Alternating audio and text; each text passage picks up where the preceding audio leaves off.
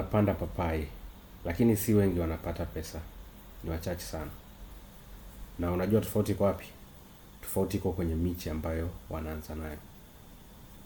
Ukipanda miche dhaifu, ujue unapoteza tu muda. Unapata miti isiyokuwa na usawa, hakuna uniformity.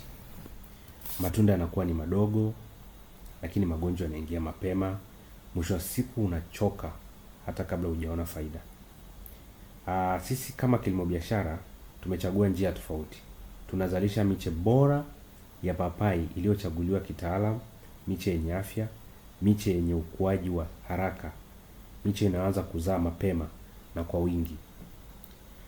Hizi unazoona hapa ni matokeo halisi ya shambani. Ni miti imara, matunda makubwa kama unavyoona, lakini pia na ubora wa soko. Mpangilio mzuri wa shamba, na hii sio nadharia. Hii ni kazi halisi. Ukianza na miche bora, unapunguza gharama za marekebisho. Unaongeza uzalishaji kwa kila mti. Lakini pia unapata uhakika wa soko mapema. Hapa ndipo biashara ya papai inaanza kulipa.